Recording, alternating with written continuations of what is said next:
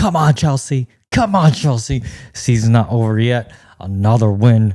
Yeah.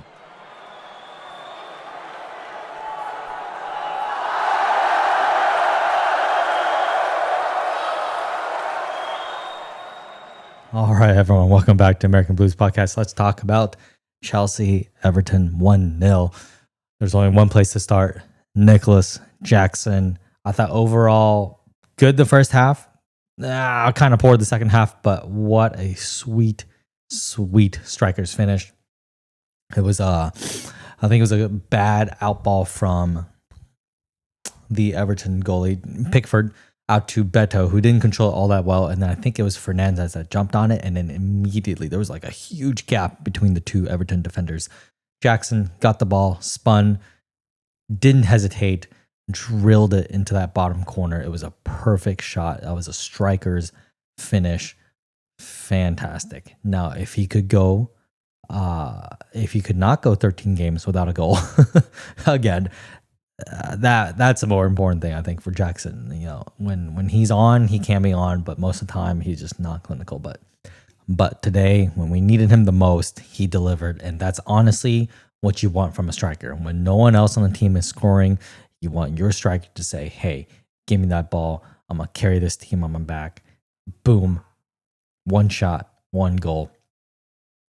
Yeah. I thought, what a great finish. And it's pretty much exactly what we needed. This was a must-win game against Everton. We have such a tough May ahead. There's only, 4 points separating 4th to 7th. So now we are back in the top 4. That's exactly what we needed. Keep the momentum going because that's what we need going into Liverpool. And hopefully, first time I'm rooting for Liverpool, they just need to win the title tomorrow. So then by the time they play us, they don't care. They're all hungover, partying too hard. That is what we need. And maybe they'll play all their youth team and we can finally get some points. That's what I'm hoping for. But Spurs, my God, if there's any time for you to get your 19th loss of the season, it's tomorrow. Please lose. But, I think if you can count on Spurs for one thing, it's losing a game this season. But yeah, overall, great game. And what I like to see the most is, you can never have a 90-minute game in the Premier League where you don't give away a few chances. And today, our defense, I thought Colwell, Chelesa, Cucurella were all fantastic. And I thought Sanchez had a really good game. He had several key saves, like strong shots from Beto, from other players where he had to dive down, get a strong hand on the ball. There were multiple balls crossed into the box through the air, where he was a little suspect sometimes, but he would still get to the ball, flap at it, punch it, grab it. But you know what? At the end of the day, he did what he needed to, which was be strong as a goalie, be strong in defense, come and collect balls that need to be collected, and then make key saves when they're savable. And he did all of it. And I don't think he had, I can't remember a single outball from him that went directly to an Everton player. So overall, definitely one of the better games by Sanchez.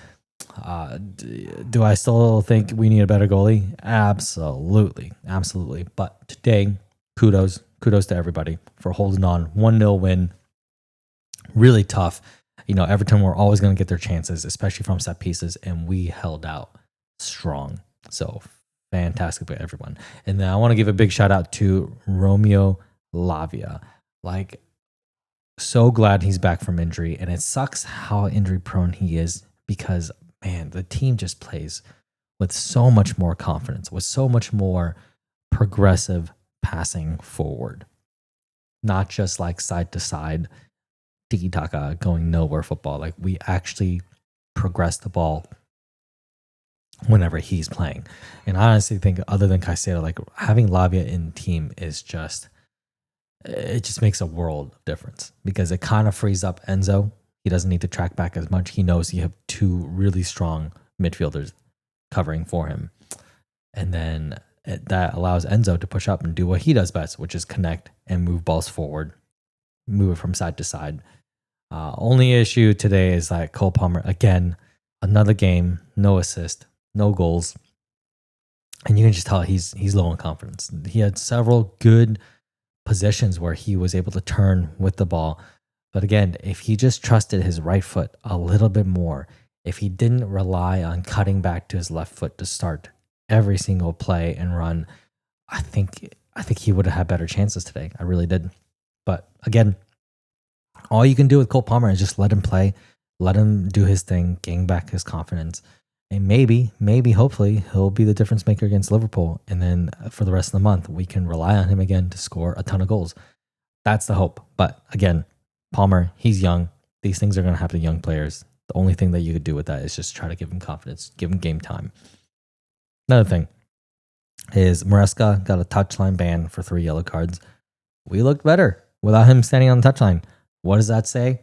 I have no idea. I have no idea what that says. I think it's important to give it the rest of the season to then reflect and see how Maresca did overall. Obviously, really strong start. Definitely just a really, really poor form since December until really the last 2 games where we won back to back. But besides that, for the past 4 months, we've been just highly inconsistent and during the most important part of the season too, which is the second half.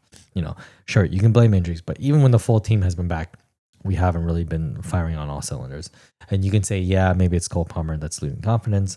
But a lot of players being up and down, that's dependent on what the manager is doing with them too. It's been about what they're saying during training, how they're treating them in the background, especially how they're being used during game time.